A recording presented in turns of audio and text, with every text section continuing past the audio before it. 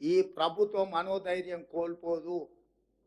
ధైర్యంతో ప్రజలకు అండగా నిలబడి ప్రజల్ని ఆదుకోవడానికి ప్రయత్నం చేస్తుంది. స్వచ్ఛంద సంస్థల్ని సమాజంలో ప్రముఖులుగా భావించే వాళ్ళను, కార్పొరేట్ కంపెనీలకు నేను విజ్ఞప్తి చేస్తున్నా, ప్రజలు కష్టాలలో ఉన్నారు, మీ చేతనైన ఆర్థిక సహాయాన్ని అందించండి.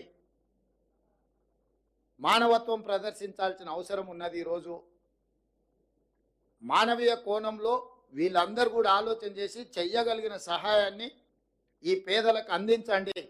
సహాయం అందించని వాళ్ళు మనోధైర్యాన్ని ఇవ్వండి, మేము మీకు అండగా నిలబడ్డాము అని ఒక మంచి మాట అయినా మాట్లాడండి. తద్వారా వాళ్ళు కొంచెం ఉపశమనం పొందుతారు. కష్టాలలో ఉన్న వాళ్ళకు ఒక ఓదార్పు కూడా కొంత వాళ్ళకు మనోధైర్యాన్ని పెంచుతుంది. కాబట్టి ఈరోజు ఈ ప్రభుత్వం అన్ని రకాలుగా ఆదుకుంటుంది, నష్టపరిహారాన్ని అందిస్తుంది.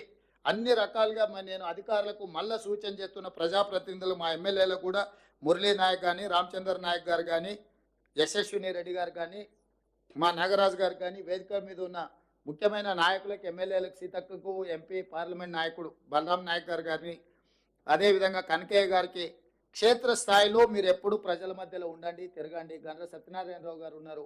ఎమ్మెల్యేలందరికీ, ఇక్కడ ఉన్న ఎమ్మెల్యేలకు, ఎంపీకి, మంత్రులకు నా సూచన ఒకటే, ప్రజల మధ్యలోనే ఉండండి, ప్రజల దగ్గరికి వెళ్ళండి, ప్రజల కష్టాలు తెలుసుకోండి.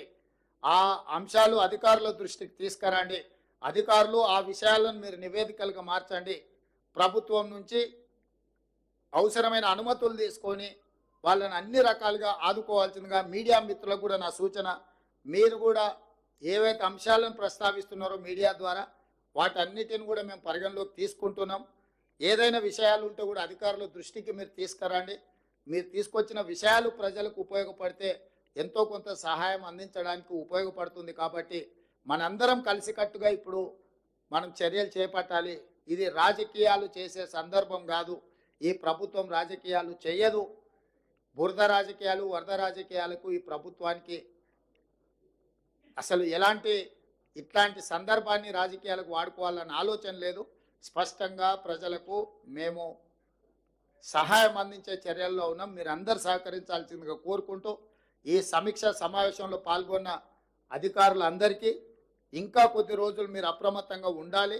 మీరందరూ జాగ్రత్తగా వ్యవహరించి ప్రజలకు అందుబాటులో ఉండి సహాయక చర్యలు అందించాల్సిందిగా మీకు అందరికి సూచన చేస్తూ సెలవు తీసుకుంటున్నాను. ధన్యవాదాలు మిత్రులారా.